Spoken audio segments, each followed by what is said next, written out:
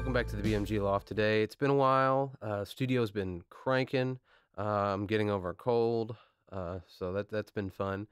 But today I wanted to bring you a quick video on a company called Hacienda Labs, and they're a newer company that they wanted to start making some of their own 500 series gear that modeled after the stuff they liked, but didn't want to have to pay the price of what it costs to get into those pieces of gear. So they've come up with a couple so far that they've started with. One is the HL4000, and the other is a mic pre that is the HL169. The HL4000, as you could guess, is modeled after the channel compressor of an SSL E console, and the HL169 is kind of derived from an old Studer 169 mic pre with a couple of other little interesting things. And today I just wanted to use a little example since the channel compressor is so popular on drums, and I don't have much back history with the Studer 169 because they're not very common. But what I did was, since I only had one review unit of each, is I had tracked drums with just a kick, snare, hat, tom close mics, and then the overheads, and ran it through very clean pre's with absolutely nothing touching them, no EQs, no compressors, no anything. And then we processed and just, patched in the hardware gear for each channel and printed it and level matched with the mic pre and the compressor. And what we'll do is compare clips of the unprocessed and the processed. And basically what I did with the mic pre was I level matched, but you can push the input and the output. Well, you can push the input and then control the output, because it has a 30 dB. First, it has a 30 dB pad switch, but it also has a 30 good lord 30 dB output attenuator that's continuously variable that you can use, and you can kind of push that input a little bit if you like. The input transformer on it is a Nutric, and the output transformer is a Carnhill, so you get some of that classic kind of Neve vibe. It's really a nice, smooth, creamy kind of sound of preamp, so it really pairs well with drums, and you'll hear that for sure. But kind of what we'll do is I kind of just broke a little section of the drums up for sake of brevity on my end, since I had to, instantiate each patch and go through it. But it's more than enough time to really hear what's going on. And what you're going to hear is basically what I did with the compressor was, for like the kick and snare, was had the slow attack, it's program dependent, on with like a 4-to-1 ratio. On the snare, a very fast release, a little bit slower on the kick, and on all compression, no matter how I was using it, whether I was using the fast attack or slow attack, anywhere from 3 to 6 dB tops.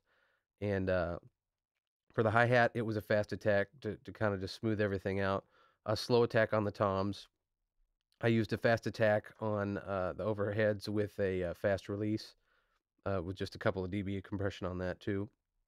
On the toms and the snare and the kick, I used the expander gate on it, and the toms were gated, and I think I used it in expander mode on the kick and snare. And what you're going to hear is a much more tight, punchy drum when I go from unprocessed to processed, and how the stereo image just clears up from the control over the excess bleed, and it just has a very SSL kind of vibe. The snare and kick get really tight and punchy, just that classic grab of the transient. So without further ado, what we'll do is I'll play through this entire clip with just the unprocessed signal, and then we'll run back through with it processed, and then we'll do another one where I bring it in and out between the two.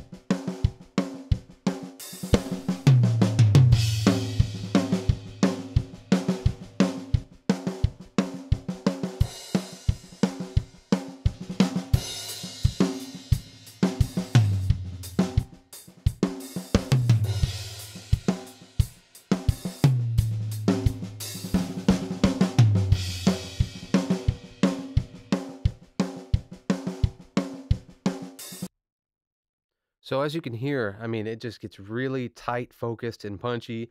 It just has that kind of classic SSL vibe that you get from those channel compressors. And like I said, with the mic pre, it just adds a nice creamy smoothness to it. You know, if you just push the input a little bit for like the kick and the snare to just kind of round off those transients a little bit, it's very just fattens it up. Almost kind of transparent. You know, it's not real dirty sounding, but you just get just a really cool kind of vintage creamy vibe from it. Um, you know, it's very versatile. It's got a high impedance, direct line in on the mic pre. It has a variable high pass filter from I think it's 20 hertz to 315 hertz. The total mic pre-gain you have on it runs up to like 67 dB, so it's pretty flexible and sounds great. So far, everything I've used it on, it's awesome. Same goes for the SSL compressor. It really has that kind of vibe, but all of it for like half the cost of what you would buy those for. I think I have the prices somewhere on here.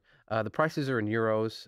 The mic pre is 489 euros, and the SSL compressor is 459 euros, and it'll fit in any typical standard API type lunchbox. I have it in a Heritage Audio one right now.